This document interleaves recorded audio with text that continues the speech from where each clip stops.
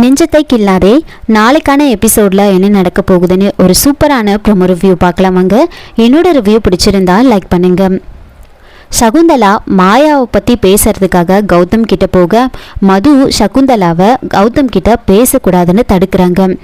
நான் பேசுறதுனால உனக்கு என்ன வந்துச்சு, நீ யாரு அவங்கிட்ட பேசக்கூடாதுன்னு சொல்றதுக்கு அப்படின்னு கேட்கும்போது அதுக்கு மது வந்துட்டு நான் அவரோட பொண்டாட்டி, அவரை மேலும் மேலும் நான் கஷ்டப்படுத்த விட மாட்டேன், பேசக்கூடாது அப்படின்னு சொல்லிட்டு போயிடுறாங்க.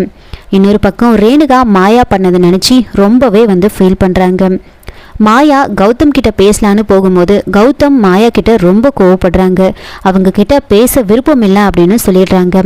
கௌதம் ரொம்ப கோவப்படுறதுனால மாயா ரொம்ப அப்செட் ஆகி ஒரு தப்பான முடிவெடுக்கிறாங்க. சகுந்தலா அங்கே போயிட்டு பார்க்கும்போது மாயா அப்படியே மூச்சு திணற ரொம்ப முடியாமல் படுத்துட்டு இருப்பாங்க. அதை பார்த்ததுமே சகுந்தலா பயங்கரமாக கத்த அபிஷேக் அவங்க மாமா அப்படின்னு எல்லாருமே ஓடி வராங்க. உடனே பாட்டி இதை பார்த்துட்டு ஓடி போய் கௌதமையும் மதுமிதாவையும் கூட்டிட்டு வராங்க. கௌதம் மாயாவை தூக்கிக்கிட்டு நேராக ஹாஸ்பிட்டலுக்கு போகிறாங்க. அங்கே ஹாஸ்பிட்டலில் அட்மிட் பண்ணதுக்கு அப்புறமா மாயாவை எப்படியோ காப்பாற்றிடுறாங்க. மாயா கண் முழிச்சதுக்கு அப்புறமா கௌதம் கிட்ட ரொம்ப எமோஷ்னலாக பேசுகிறாங்க. அண்ணா, நீ எப்போவுமே என்னை அடிக்க மாட்டேன், ஆனால் என்னை அடிச்சிட்டல்ல, என்னைக்கும் இல்லாமல் ஒரு புது அண்ணனை நான் அன்னைக்கு பார்த்தேன் அப்படின்னு சொல்லி ரொம்ப எமோஷ்னலாக பேசுகிறாங்க.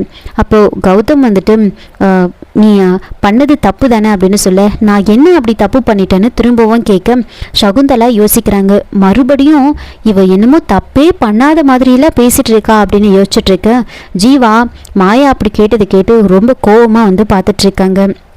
அதுக்கப்புறமா கௌதம் மாயாவுக்கு அட்வைஸ் பண்ணுறாங்க. நீ கெரியர் தான் முக்கியம்னு நினச்சிருக்கல்ல, அதை பற்றி நீங்கள் என்கிட்ட பேசியிருக்கணும்ல, நீயா இப்படி பண்ணால் எப்படி அது இப்போது, அதனால் என்ன நடந்துச்சுன்னு பார்த்தியா, உன்னோட உயிரையே நீ பணையம் வச்சுருக்க அப்படின்னு சொல்கிறாங்க.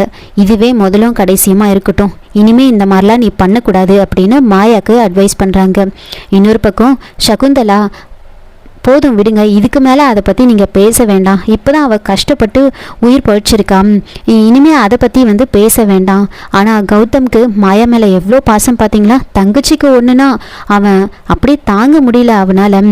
மாயா, இனிமேல் நீ புரிஞ்சு நடந்துக்கணும் அப்படின்னு சகுந்தலா சொல்லிட்டு இருக்காங்க. இதோட இந்த ப்ரோமோ முடிச்சிருக்காங்க. என்னோட ரிவ்யூ பிடிச்சிருந்தா லைக் பண்ணுங்கள், மறக்காமல் சப்ஸ்கிரைப் பண்ணுங்கள். தேங்க்யூ.